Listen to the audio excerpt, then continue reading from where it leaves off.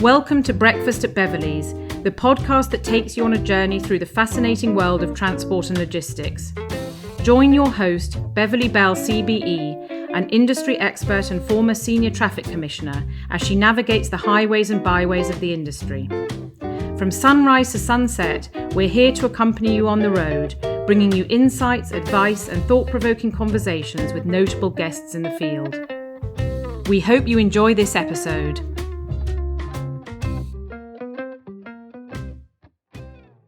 Okay, so thank you for the lovely coffee. Just before we talk about some of the big ticket items for SOE, just going back over your sort of stellar career rise from receptionist to executive director, what advice would you give to our young listeners? What would you do again? And what would you definitely not do again, Emma? First advice would be to keep going. If you believe in something, just keep aiming for that goal. The world is your oyster. What I wouldn't do again is say yes to everything. You learn the hard way. What do you mean? So if someone asks for something, but you realise you've got 10 other things to do, it's just to say to them, no, I can't do that right now, but I'll come back to you later. Rather than to say, yes, I'll get that done for you. And then you run yourself to the ground. That's because we're trying to please people. Yeah. And we want to impress. Yes. And so it's easier to say yes sometimes. Yeah. But actually it's easier to say no. That's right. And just to say to them, I will do that, but I can't do it right now, is enough. Or delegate it. Yeah. You've got a team of people, use them. Okay, all right, that's interesting. Thank you. So moving on to big ticket items for SOE. And this is for the organisation itself, and then we'll talk about some things arising from that. What's the number one priority for you as Executive Director leading SOE? I would say it's our members, to ensure that they've got a really good service and member growth, because it's so important to the industry that members are, associated with a professional engineering institution, especially in our world. And then supporting those members, whether it's their career development, if it's mentoring and they, need a mentor to help further their career even more, or even diversify their engineering So career. do you have a mentoring scheme? We do. We have our own mentoring scheme that we established in December last year, and this can pair you up with a mentor and support you in your career, or just everyday questions. Okay, the phone a friend, really. Yeah, definitely. Okay, how are you increasing membership in this diverse digital world that we all inhabit, not just post-COVID, but in an increasingly digital world? Yeah, being a membership body, you have to be at the forefront. You have to be in front of everyone else. And we've found that members need more support, more training needs. And one of the things we are implementing this year is a CPD platform where they can build their continuous professional development on a platform and log it in one place, but also have access to lots of content to help them build that up as well. But not just that, having events, working in collaboration with other organisations. Are those events virtual or real or a combination? They are a combination, and they could be regionally with some other centres and regions, as well as events that we put on ourselves, or working with other industry bodies like Logistics UK, for example. Okay, that's helpful. Thank you. So this platform, tell us how it works, and is it across SOE generally, or is it specific to, for example, IRTE? No, it's across all our sectors within Okay. SOE, but it's also open to our apprentice and student members, Right. because we really believe that is at our forefront. They are our future. They are definitely the future. So you were talking to me before about something called a mapping guide, career pathway. Yes. Can you tell our listeners what that's about? Yes, the IRT sector has launched a career mapping guide, which is in hand with the Pathway to Progress guide that we launched last summer. And this explains how there are different disciplines, and that you could, choose your discipline, whether you want to be an entrepreneur, you want to move into management, or you want to diversify yourself in engineering, or just stay within your field and build in that. And it helps our members understand what is available to them. And then they can see what's around the corner. Yeah. And work towards it, or an opportunity might present itself which they didn't know Exactly. would necessarily come their way. Yeah. Okay. I want to just talk for quite a little while really about an initiative. I think it's a very exciting initiative which you're working on called NPRS. Now, engineering, transport's full of acronyms. What does MPRS stand for? MPRS stands for Maintenance Provision Rating Scheme. Okay, so tell our listeners about it. So this is a scheme that shows that industry is collaborating together, working with trade associations as well as 2 traffic commissioners in coming up with a scheme to ensuring that we are compliant, whether you are a one-man band or you run a workshop or you have several workshops. There are 5 different levels to obtain. So this is just for workshops, commercial vehicle workshops. Commercial vehicle workshops, yes. Goods and passengers? Yes. Okay, so let's use an example. In the first example, I'm BB Commercials. Yeah, I've been doing it man and girl, or man and boy, whatever we want to say these days, from, I don't know, the last 10 years. I've not really been accredited by anybody. I've not really got many qualifications, but I want to join the scheme. How do I do it, and will you take me?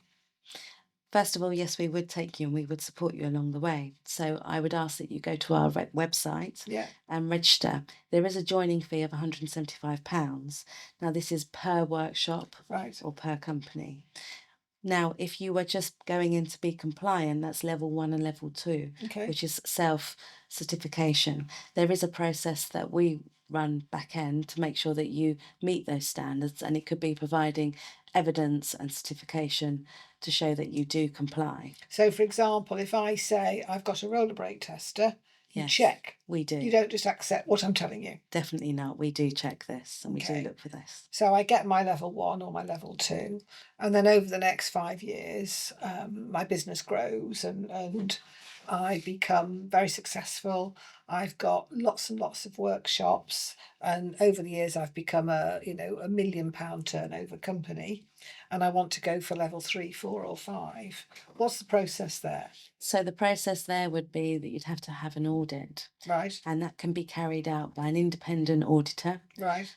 They then go onto the MPRS portal on your behalf and they complete the audit. So a person will go to your workshops, carry out that audit, make sure that you meet a certain standard, and we've got certain criteria that they have to meet.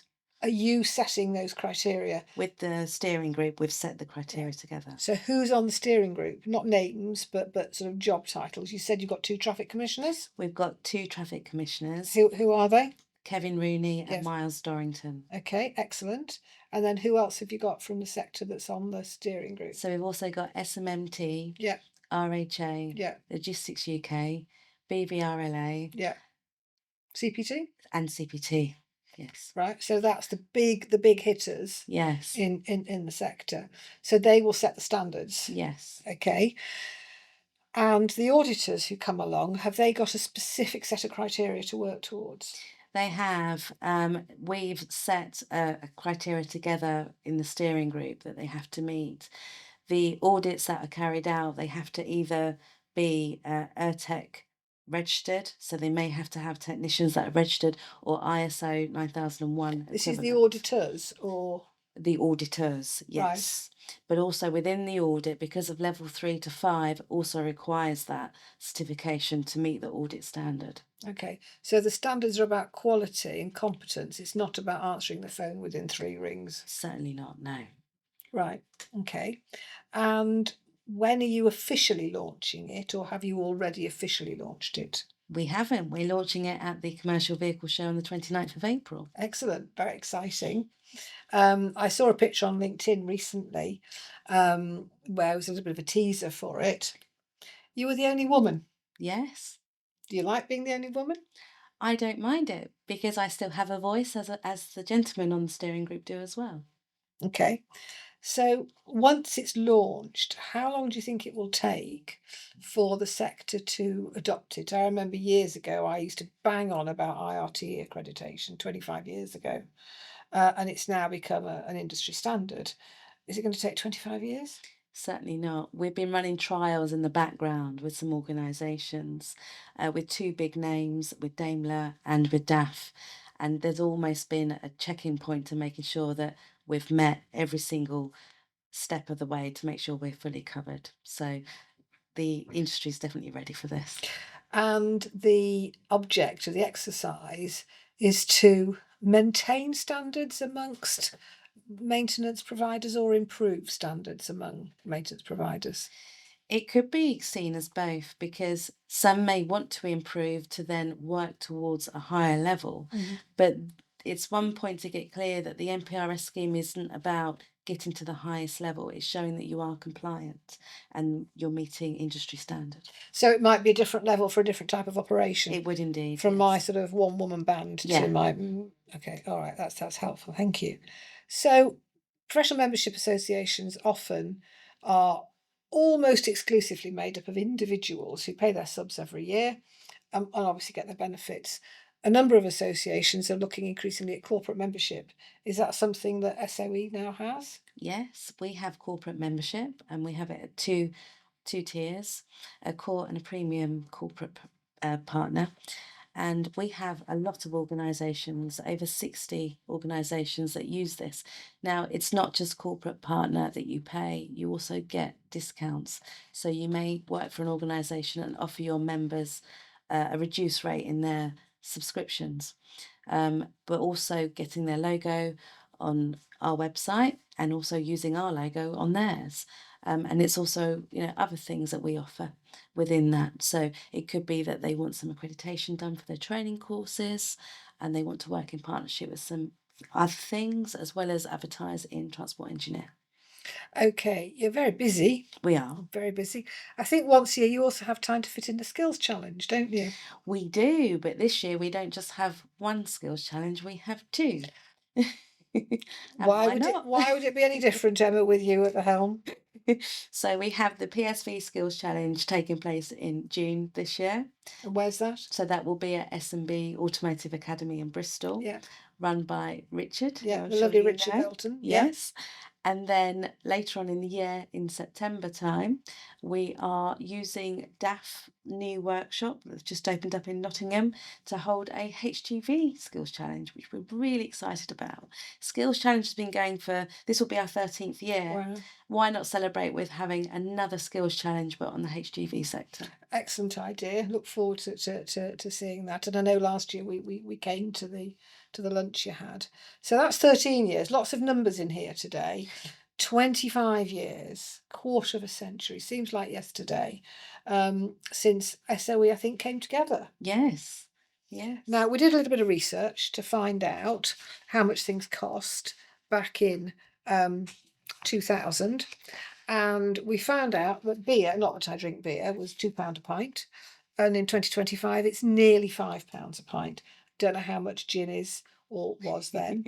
An Audi A4 was about £20,000 in 2000. And in 2020, it was about 36,000. Wow. And then a house in 2000 was about average price 80,000. And in last year, 2024, about 265,000. That shows how inflation has had a massive increase. I suspect a very large percentage of your members can easily remember 2000 as if it were yesterday, as I can. In terms of value for money, for what SOE offers, do you think you offer better value for money now than you did back in 2000? We do, because SOE has a very personable approach, and we make sure we support our members along that journey. In terms of profit for companies, whether they're commercial vehicle repairers, whether they are individual operators, profit margins these days are tiny. Yes. And a lot of businesses are going under a lot of challenges. And the things that tend to go first are what people see as nice to have rather than necessary. Membership of organisations can be one, training can be another, getting rid of staff could be another. How do you promote the value of what you do at SOE? How do you do that? So we promote membership because it's not just something you have for 1 year. You can have it for the rest of your career. And it's building on that, but also setting industry standard, making sure that member is kept up to date with what's going on in the industry, but also making sure that they have the resources that they need for their everyday life at work. Okay, so we've looked back, we've looked at the present. Let's try and fast forward 25 years to the year 2050, I think, if my maths is right. What do you foresee, Emma? I foresee AI taking a big place here, with autonomous vehicles coming in play. In 25 years, we've seen EV, which we never had before. I think we will be more digitalized than what we are now, which is quite scary. Do you see it as a threat or an opportunity or a bit of both? I see it as both, because I think there are some things you can automate, but also you still need that personable approach. And you'll always need the person to control whatever that medium is, whether it's a piece of kit or whether it's actually managing the AI. Yes, Exciting times ahead. I'd say so, yes. Okay. CV show. Yes. Obviously, SOE's been a long time supporter of CV show. Are you going this year, and are you launching anything special this year? So yes, we're at the CV show, which is the 29th of April to the 1st of May. We have a stand there, and we are launching the MPRS scheme at the show on day one. But also we've got a couple of speakers lined up. So I'll be talking about skills and, skill shortages and what we're doing in industry to help, get over that hurdle. We're also talking about CPD and mentoring as well. Okay. Are any of the traffic commissioners going to that? Yes, so Kevin Rooney will be joining us for the launch of the MPRS scheme on day one. And of course, he's just been announced as the new senior traffic commissioner. Yes. And whilst obviously I know the industry is very grateful to Richard Turfitt, who's done that thankless task for a number of years, it's time for him to pass the mantle over to Kevin. A very popular appointment, I think, by all accounts. And clearly you work with Kevin as well as working with Miles. Yes. Do you see the role of the traffic commissioners there in promoting this initiative as vital? Oh, absolutely, 100%. And Kevin especially is all about compliance and making sure that people are complying with rules and regulation. And Miles as well, they're very much at the forefront, making sure, for the safety of the public comes first. But compliance has to be there for a reason, not for its own sake. Exactly. Kevin's quite pragmatic, isn't he? He is very And much. you see that as a benefit? I do. Right, okay, thank you. So I've asked you lots of questions and you've been, very patient in answering all of them. Is there, we call it sort of turning the tables. Is there anything that you'd like to ask me? Well, I do have a few up my sleeve. Oh dear. Okay. The first one being with Beverley Bell Consulting and Training. Obviously, you do a lot of training and consulting. Why did you come into that? To keep me in gin and holidays, really. But no, joking aside. When I retired in 2017, I didn't retire from work. I wanted to retire from being a traffic commissioner. And I saw the consulting as a natural progression. And in many respects, Emma, I think I'm doing the same job now as I did when I was a traffic commissioner, putting operators who might have lost their way back on the road to compliance and showing them the way forward. We sometimes talk about it as navigating the maze of O-licence compliance, and basically helping people. And that's a double-edged sword, because sometimes people go, oh, I'm not going to ask her, she's terrifying. And then they meet us and think, oh, actually, I wouldn't say normal, but friendly and supportive. And we get a real buzz out of helping people to not kill people or seriously injure them. Yeah. That's what we're doing. So that's why I do the consulting. The training's always been really dear to my heart, because how do you do things properly without being trained? Yeah, that's right. And so that's always been a nice to do. I sort of call it my charity work. And I really enjoy doing the training. I do quite a lot of the training with Nick Denton, who our listeners will know is a former full-time traffic commissioner and also a deputy traffic commissioner. And in fact, we were here yesterday doing some filming for our 2-day courses. So I did it because I still love it. There will come a time where I won't, and I'll go into interior design, but I think that's probably a few years down the line. Very good. Now, SOE isn't the only one having a 25th birthday this year. No, it isn't. 25 years since I became a traffic commissioner, and I walked into the traffic commissioner's office in Leeds in a slightly dodgy green trouser suit. as the first female and the youngest. And it's gone by in a flash. And do you think you've seen much change in those 25 years? The answer is yes and no. Yes, of course. Huge change in, first of all, customers' expectations. I'm going to buy something off a certain internet site and I want it delivered tomorrow. Not, I'll go to the shops and buy it. Or, I'm old enough to remember when you used to order something from a catalogue and it said could take up to 28 days to arrive. You know, the millennials and the Gen Zs and all of those people who are listening will think, good God, how on earth did you manage in that day and age? So I think customers' expectations have changed massively. Automation, just in time, all those things make us far more efficient. I sometimes feel that we become a bit of a slave to technology. WhatsApp, great, but can't we just ring each other up rather than send constant messages? Great for communication. And I think any technology, whether it's WhatsApp, whether it's text, whether it's email, is for information, not communication.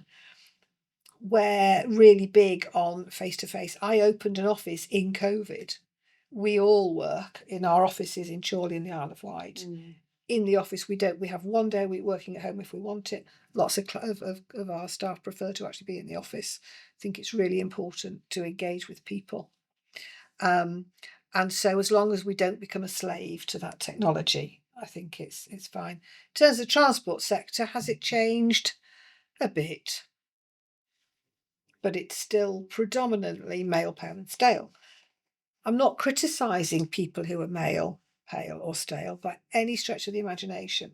What I'm saying is that we just need to increase diversity so we have fresh thinking.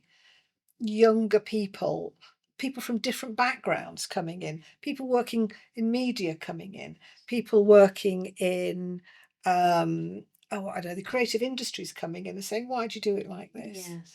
And then the other thing I'll just say is that I was really honoured that you asked us to collaborate with you on our training piece, you know, with our 10-day TM refresher courses and with our 2-day CPC refreshers and our bespoke training. And we're really honoured to do that. And we see that as a really exciting opportunity because we like to deliver, you know, high-level training and we don't like people to be bored or sort of fall asleep on the table as we're banging on about, well, we don't bang on about driver's hours rules. No, it's so important, and that's something that we felt that we wanted to offer to our members as also, you know, an opportunity for them to further their career and training needs. Yeah. So thank you. Does that answer your question? It does. Thank you very much. Well, Emma, I'd like to thank you very much, A, for the invitation, and B, for the opportunity to talk about some really sort of hot topics, big ticket items, but also to be able to talk to you and you tell our listeners about the new and exciting scheme that you've got for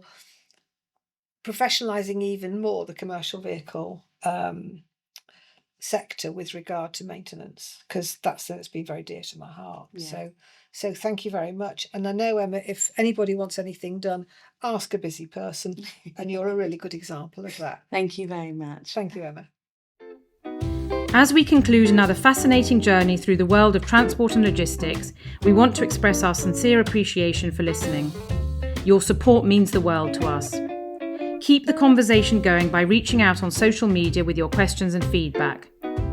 We're eager to hear from you and continue exploring together. Until next time, stay curious, stay informed, and check out our other episodes online. Take care on the roads and see you in the next episode.